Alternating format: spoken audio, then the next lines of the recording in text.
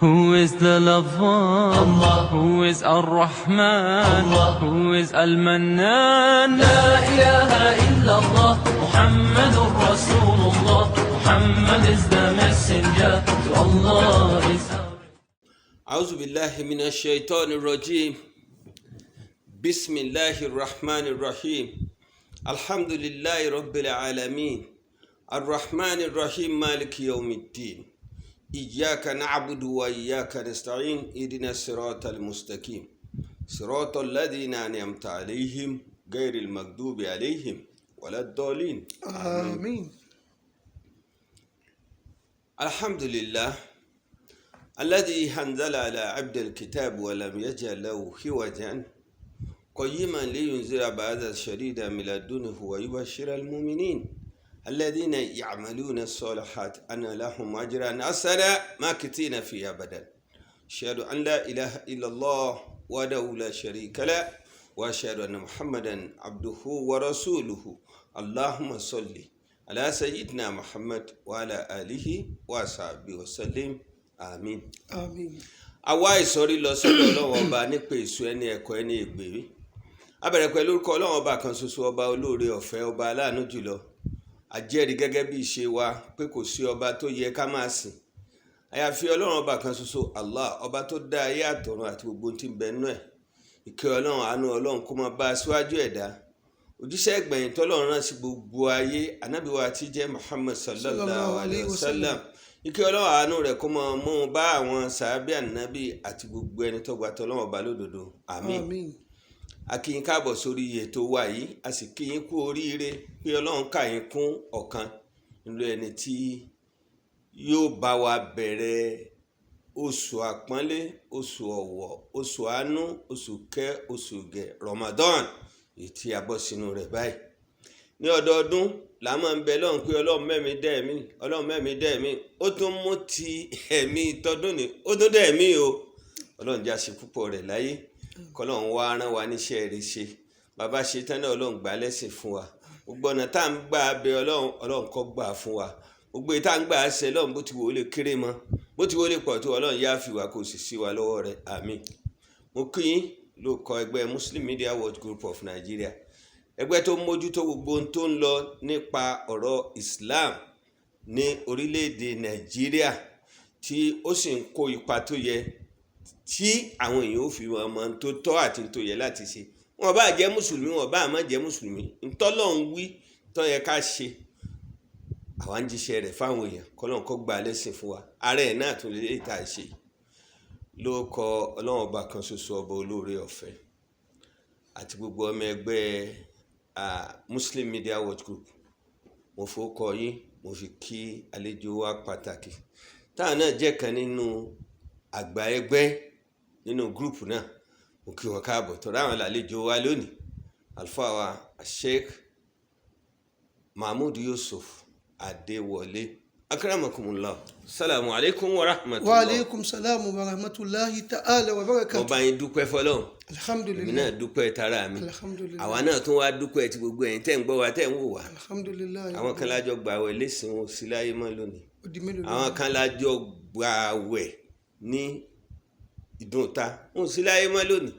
Ọba tó ṣàwàkù, Ọlọ́run nínú àánú rẹ̀ kí ó jẹ́ kí a gba àwẹ̀ yìí pẹ́ kó sì gbà lẹ́sìn fún wa. Àmín. Àwẹ̀ di 5 lónìí, Alhamdulillah. tí í ṣe 5th Ramadan. Kọ́lọ̀njẹ́ afẹ́mi gbàjá o kó sì gbà lẹ́sìn fún wa. Gbogbo ohun tá à ń tọrọ Ọlọ́run mú lọlé àṣẹ fún wa. Gbogbo ohun tọ́kàn wa kọ́ Ọlọ́run lè jìnà sí wa. Àmín. Wọ́n ní bàbá débi iṣẹ́ ṣíṣe là á ṣiṣẹ́. Àmọ́ ká tó bẹ̀rẹ̀ iṣẹ́ tòní ní ṣíṣe, ọ̀kan nínú àwọn gbajúmọ̀ láwùjọ tí èmi lè pè ní akọni nínú àwọn akéwì, ọ̀jọ̀gbọ́n tí ń lo ọpọlọ rẹ̀ láti lè máa fi dá àwọn èèyàn lẹ́kọ̀ọ́ dáadáa láti ṣe, tí a mọ̀ sí Mr. Ezekiel Akórèdé Àyànfẹ́ Amúsàn, tí gbogbo èèyàn mọ̀ sí Tòrótòró. Ó ti wọnú Islam. Alhamdulillah. Ọmọ ìyá wa yìí wọnú Islam kọ́dọ̀ fẹ́ mọ́ ti tóṣù kan sísìn. Nígbà táwọn kan wá rí lórí social media àti traditional media pé torótoró di mùsùlùmí ẹnìkan ni òun ti ń retí event yẹn kó wáyé ó ti lé lọ́dún 10 sísìn lórí gbogbo ìwà tó ń rí lọ́wọ́ torótoró ó ṣàfihàn pé mùsùlùmí tí ètí ìwọnú ìsìláàmù ni ìwà ìsìláàmù ti ń bẹ lọ́wọ́ ẹ̀. ìsìláàmù ti ń bẹ lọ́wọ́ rẹ̀ òun lọ́wọ́ á wò ó pé nígbà tí òun ti pé ọmọ 60 ọdún tí ìsìláàmù sì ti ń wù ú tó ti lé ní 30 ọdún sẹ́yìn òun ọ̀wọ̀nú ìsìláàmù yìí ni kí torótoró kú oríire orúkọ rẹ̀ tí ó ń jẹ́ báyìí nísìn òun náà ni Muhammad Taofik Akórèdé àyànfẹ́ àmúsàn akíkàbọ̀ sínú Islam. Ọlọ́run fi gbé. Ọlọ́run ó jẹ́ kí Islam náà gbé. Àmín.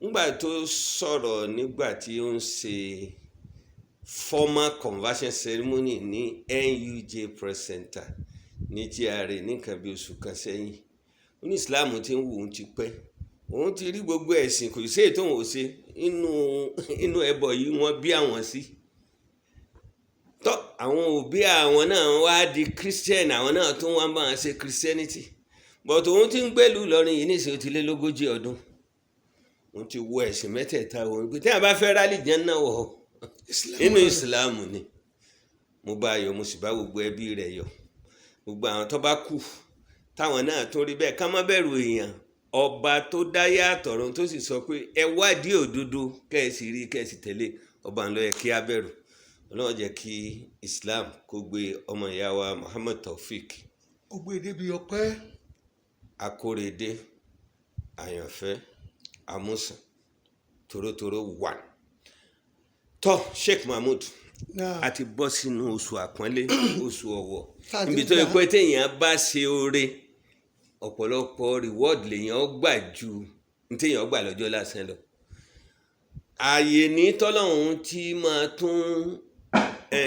tí máa rebuild wa tí máa tún wa ṣe gbogbo àwọn nǹkan tó bá ní a máa ṣe fúri ara wa ni àtúntì wá wọ̀ báyìí bá a ṣe wá wọ̀ yìí gbogbo àwọn tó ń gbọ́ wa tó ń wò wá àtẹni tó jẹ́ mùsùlùmí àtẹni tí ò jẹ́ mùsùlùmí wọ́n fẹ́ mọ̀ pé àwẹ̀ Ramadan yìí àti mòfin tọ́lọ́run fi gbé kalẹ̀ pé túláàsì ni fún alátìlẹ́gbà àmọ́ kí ni àwọn ẹ máa ṣe nínú Ramadan kí ni ẹ má dé díẹ̀ nínú Ramadan n ta fẹ́ gbólóhùn ni. A'udhu billahi minash shaitani rajim. Bismillahis sami'il alim wa bihi nasta'inu awnaka ya mukhid. Allahumma salli ala sayyidina Muhammadin salatan turidika wa turidihi wa tarida biha anna ya rabbal alamin. Àmín.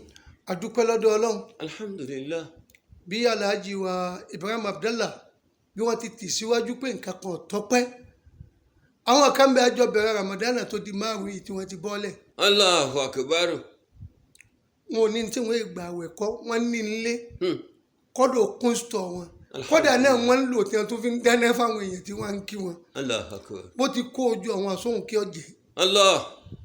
ìsí àwa mẹ́rú tó bẹ̀rẹ̀ Ramadan táwa gbàdé bí agbàdé yẹ bẹ̀ wá síwájú Ọlọ́run jára tìbọ̀tán tọdún ni. Àmín. má wàá ṣe léyìí náà ní àgbàmọ́ fún wa o. àdúrà wa tá a bẹ̀ ọ́ ká tó wọnú àwẹ̀ ni pé Allahumma balighna Ramadan ó ti gbà yún. Masha Allah. àwọn tí ń gbà pẹ̀lú àlàáfíà. Alhamdulillah. abẹ́ dákòjọ́ ọjà rẹ Ọlọ́run gbígbà ní títí wa kọjá tẹ́wọ́gbà ń bẹ lọ́dọ̀ ẹ̀ bá wa tẹ́wọ́gbà. Àmín. jágbà bó ti fẹ́. Àmín. yóò sì jọ tiẹ̀. Àmín. gbogbo tí ń jáde dáadáa tá a bá ṣe mẹ́ dákun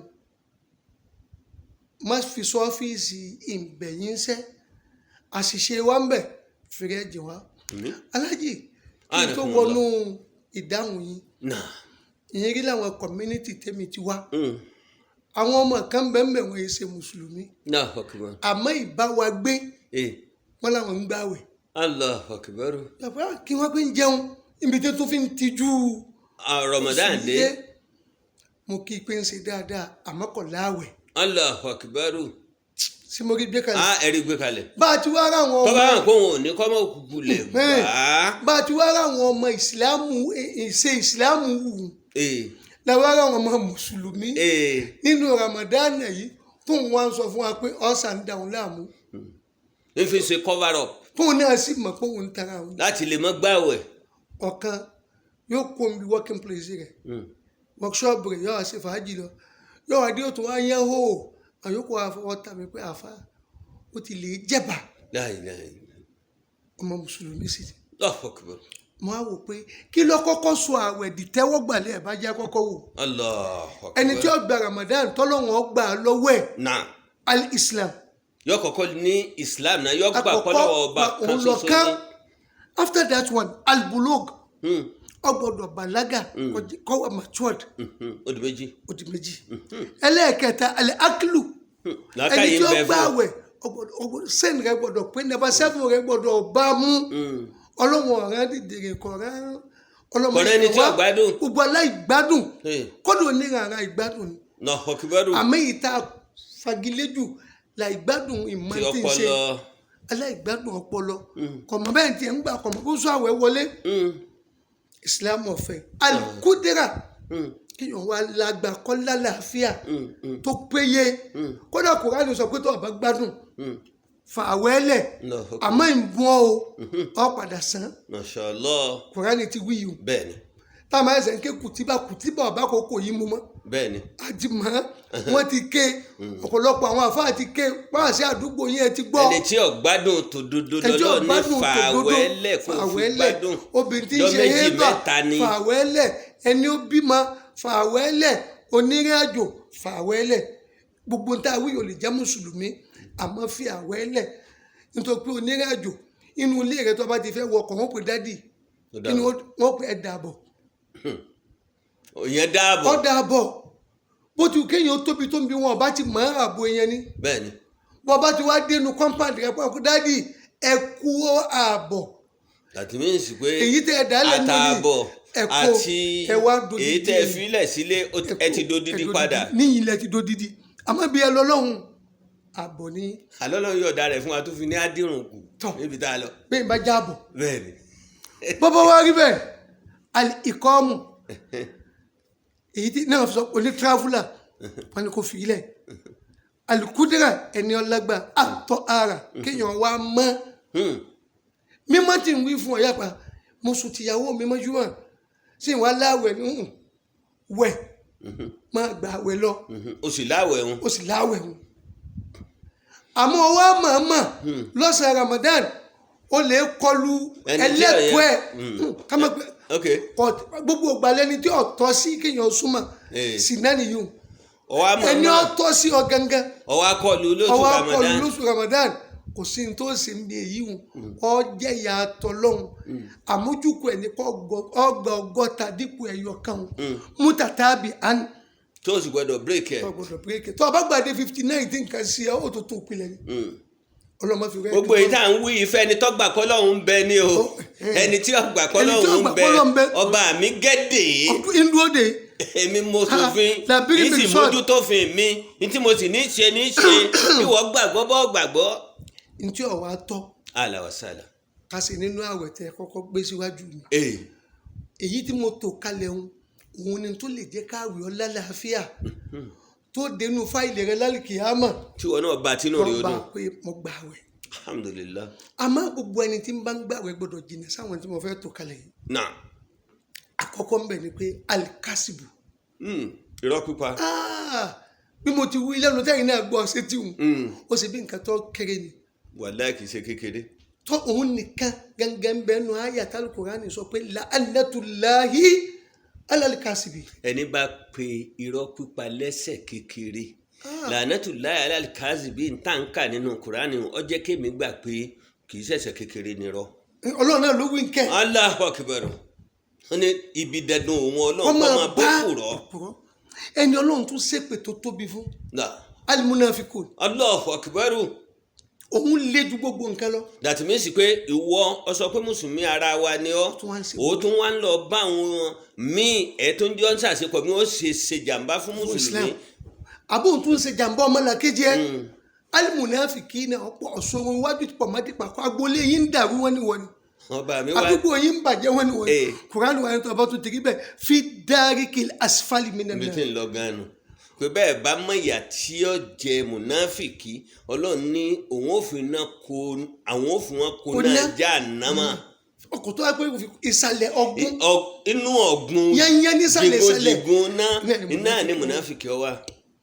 now torí tá a bá ń sọ̀rọ̀ ẹ̀sìn kì í ṣèrun ààwẹ̀ ìgbọ́lọ́ngbọ́ nìkan òun kẹ́sìn. mẹ́ta kan bẹ mo lówó ìlówó tó ọlọ́run irun dídí irun kíkí dọ̀rọ̀ yẹn fún ẹ kọ́ gbàwé dọ̀rọ̀ yẹn fún ẹ mẹ́tẹ̀ẹ̀ta yìí bọ̀ ọba lówó ọ̀gbọ́dọ̀ mọ̀ sí.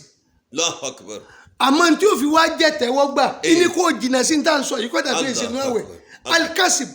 má purọ́ ọmọ.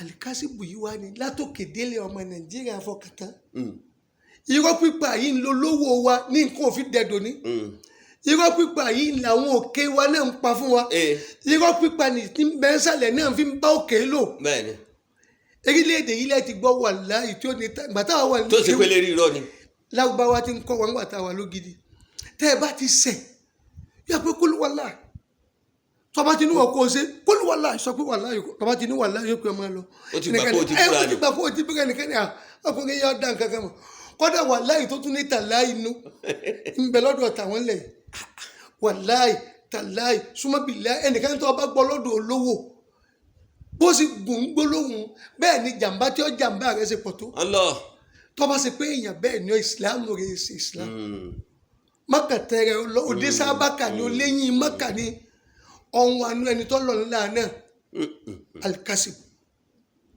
ẹlẹ́ẹ̀kejì tí wọ́n fẹ́ jìnà sí nínú Ramadan ó ní alẹ́ kìyànàtù kìyànà àjọ fọ̀rọ̀ síbi kan jàǹbá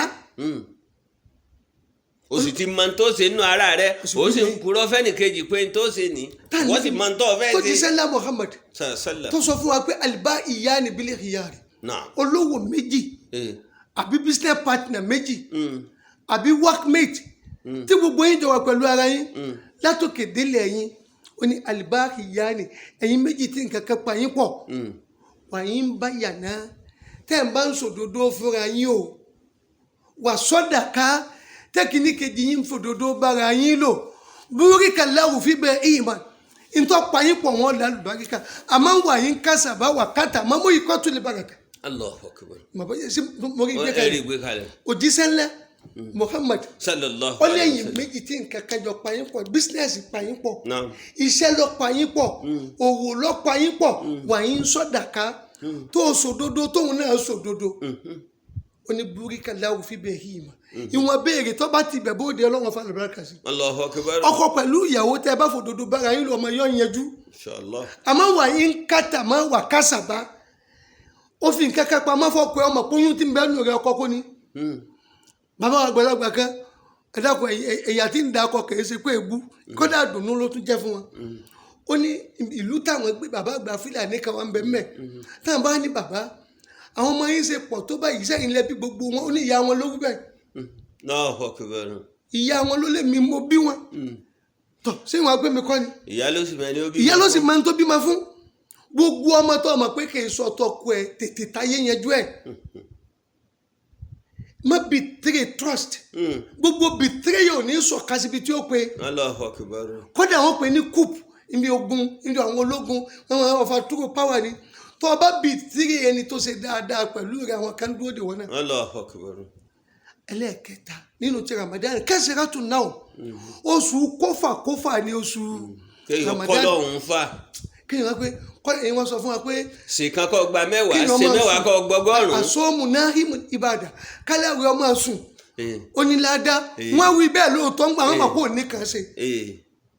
àmọ́ Ramadan ni èso oṣù sísùn oṣù kófà oṣù tó ọ̀sẹ̀ yìí ọ̀kan tó gba thousands. bẹ́ẹ̀ bá ṣe ládàá kan wọ́n pè é ọgbà mẹ́wàá inú Ramadan náà multiple ni. bẹ́ẹ̀ni. àdì àfàmùdọ́ àfàtà ńlọjẹ nínú oṣù Ramadan wọ́n fi sùn mọ́. ẹlẹ́ẹ̀kejì àṣàwà nǹkan adùn kọ́sà máa gbé ọ bí ọba ti rí èèyàn torí bẹ́ẹ̀ máa lè ṣe ìtìkáf kì í ṣe mẹ́wàá àgbẹ̀yìn ìtìkáf rútu tiẹ̀ jìnnà síbi tó bá ti ń wò jìnnà síbi tó bá ti rí ṣe kí ládàá rí ó lè lékún èyí tó kún ní alifasha gbogbo ohun tí wọ́n jẹ́ sí fún ọ má ṣe fẹ́ nìkankan ń bẹ́nu àṣẹ ọlọ́run tí ìmáàmù gbogbo ayé níjọ́ mẹ́jọ wà pé inna Allaha ya'muru bil adli wal ihsan wa ita'i zil qurba wa yanha 'anil fahsha'i wal munkar wal baghi ya'izukum la'allakum tadhakkarun. kí lọ́lọ́run wí mẹ́. níjọ́ mẹ́jọ ayé ni wọ́n máa ra wa létí ibi ọlọ́run pa yín láṣẹ o bil adli déédéé dọwọ́ yín déédéé dọwọ́ yín inú Ramadan lékún ní déédéé fáwọn ọmọ lékún ní déédéé fáwọn obìnrin lékún ní déédéé fáwọn ẹbí ẹ wọ́n ní ta ní jẹ ẹbí wa àti ẹmọ ẹgbọ ṣe máa ń pín ẹbí àwọn ọmọ ṣe bí nucleus family níjẹbẹ onígbàtà níbi ìjúwe ẹbí fáwọn sàábé ó ní 40 níwájú 40 lẹ́yìn 40 lọ́tún 40 lọ́sì entire community 40 ilé nù.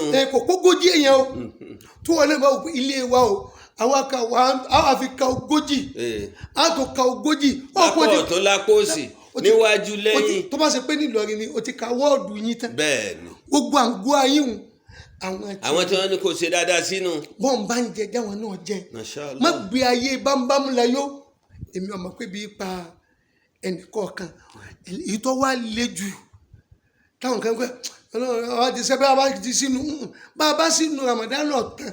bẹ́ẹ̀ni ládàmbẹ́ lọ́kẹ̀kẹ́ Ramadan náà láyé wa.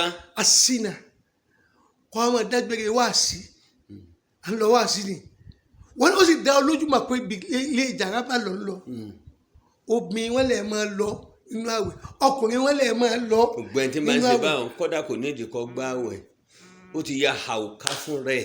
oṣù Ramadan sí bí bọ́ bá gbá àwẹ̀ ń febi parẹ́ ni. orí sí bí oṣù àpọ́nlé òfun lọ́wọ́ rẹ̀ òfun lọ́wọ́ ẹ̀ ọba tó ní Ramadan náà pọ́nwọ́ náà lé sẹ́ta bá ti wá mọ gbogbo mọ̀ṣẹ́ wọ̀nyí àtàrà bẹ̀ máa ṣe ni pé máa sọ òdodo àṣẹdìkọ òdodo ọ̀dọ̀ wa aláwẹ̀ inú tọ́lọ̀ ń fẹ́ jù lẹ́yìn lọ́dọ̀ ọmọnìyàn òdodo ni òdodo yìí lérílẹ̀-èdè bó ti wò ó korò tó ànábì ní kúlò àkọwàlẹ̀ ọ̀kanà mọ̀ rẹ̀ sòdodo kọ́dà kọ́ lè ju wọlọ wàlẹ̀ ọ̀kanà alánàfsìk kọ́dà bá yẹ pé wọ́n ní òdodo òun takò. àṣìṣe ni èmi ni mo ṣe mọ́ra ti iṣu kẹtọ́ ṣẹlẹ̀ sẹ́mi tí mo jòkó yìí ọ̀gá òun náà máa wò mí àbí kí wọ́n sọ fún un níjọ́ kan ní tí mo ṣe àánú àwọn tí ń bẹ lábẹ́ mi mo ṣe ìmójútó nǹkan kan níbi wọ́n gbé mi sí àwọn tí kìíní yóò kó bá pọ̀ àwọn tí ó sì mú wọn làwọn ti dé yìí on behalf of gbogbo àwọn tí ó kó báyìí wọn wá tọwọ́ bọ̀ nǹkan kan fún wọn ọ̀gá yẹn ń wò mí àmọ́ ń kájú nígbà tó yá wọ́n wá rí i pé ráìtì yìí tálí ó sì jọra wọn ìwọ̀n ń pa àwọn tó lo irú báyìí tèmi lò ó ní ẹ̀yin lẹ ṣe kínní yìí ó ti ń dà wọ́n láàmú wọn á pè ọ̀gá wa má fìyà jẹni tí ó ṣẹ̀. èmi tí mo ṣe ni. tí n bá jẹ́ wọn wọ̀nyí ó jìyà ó ti mú wọn nítorí pé wọ́n lo irú báyìí àmọ́ mo fi Ọlọ́run búra èmi ni mo ṣe bí ìyá ọba jẹ nìkan èmi ni ojú ọjẹ nítorí pé bí n bá jẹ́ ìyá ọjẹ wọn òun súnjọ tèmi síwájú ni. Ọlọ́run ni ó sì díìlì pẹ̀lú èmi ẹ̀rù ọjọ́ náà wá ń bà mí. kì í ṣe pé mo braveness kò ṣe mí ìpayà àtọ̀lá tipa mi ọ̀ká òun ni mo tètè bọ́ọ̀lẹ̀ láyé àtàyè yanjú ẹ̀ nítorí ìdí eléyìí ká sì má fi Ramadan sùn. ẹ ṣé púpọ̀ ẹ̀yin ọmọ ìyá wa lọ́kùnrin àti lóbìnrin fún àǹfààní ẹ̀yin tí ẹ bá wa bẹ̀rẹ̀ ètò yìí níbi tí a ti bẹ̀rẹ̀ ni pé a dúpẹ́ fọlọ́run pé Ọlọ́run tún ní ká wà nínú àwọn tọ́ka sínú ẹni tí ó gbààwẹ̀ lọ́dún ni àwa bẹ̀ pé ńgbà tọ́ka wa kún kọ́dà kún kọjá gbàjà gbogbo tá a bá ti ṣe nínú àwẹ̀ náà tá a fi jọ́sìn kọ́gbà lẹ́sìn fún wa gbogbo àdúrà tá a bá ṣe kọ́gbà tá a fi bẹ̀rẹ̀ nù kọ́lọ́n kọ́gbà bẹ́ẹ̀ fún wa. ìkẹlẹ́ kejì a fún wa níròyìn ayọ̀ pé bí ntọ́lọ́run sọ nípa bí àwọn èèyàn ó sì máa wọnú Islam ní kẹ̀tíkẹ̀tí a jẹ́ kí ó ti sàlìkáwà ní nísìnyí ṣe bẹ́ẹ̀ ní ti ń ṣẹlẹ̀ lamẹ́ríkà ní ń ṣẹlẹ̀ ní London ní ń ṣẹlẹ̀ ní Canada káàkiri àgbáyé àmì ètò ìṣẹ̀lẹ̀ láìpẹ́ yìí nílùú Ìlọrin òun ni pé ọ̀kan nínú àwọn ọmọ ìyá wa tó jẹ́ gbajúmọ̀ tó sì jẹ́ alága fún gbogbo àwọn theatre practitioners of Nigeria Kwara State branch ìyẹn ni former Ezekiel àyànfẹ́ akóredé amúsàn kọlọ́njẹ́mi rè ogún ó bọ́ sínú Islam akéde bẹ́ẹ̀ fún wa pé orúkọ rẹ̀ nísìnyí Muhammad Taofik ni gbogbo ẹni tí bá ti gbọ́ torótoró in the last 10-20 years sẹ́yìn ẹ mọ̀ pé n tí máa fi sọ̀rọ̀ àtòun àti Samad bá a ṣe máa ṣe dáadáa láwùjọ ní máa pe ojúṣe kálukú sí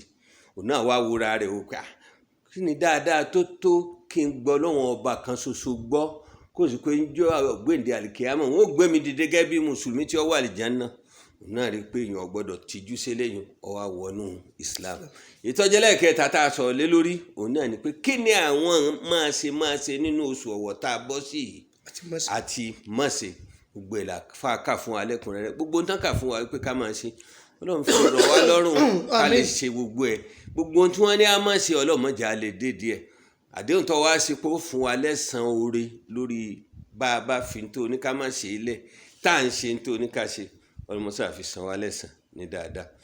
bàbá wa alfa wa Sheikh Mahmood Yusuf Adéwọlé àwọn lágbà lálejò lónìí pẹ̀lú ògo Ọlọ́run àwọn náà látún gbà lálejò ní ọjọ́ mẹ́jọ kọ́lọ́run kó fẹlẹ́ yìí náà sínú mísánù àsánáàtì wọn kí wọ́n bá oore rẹ̀ lẹ́kùnrẹ́rẹ́ láyé àti lọ́run ọlá subhana rabbika rabbil izzati amma yasifun wa salamun ala al-mursalin walhamdulillahi rabbil alamin.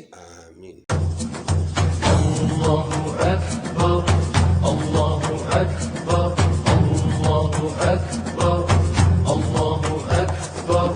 All praise is due to the one and only. He is the master of all creation.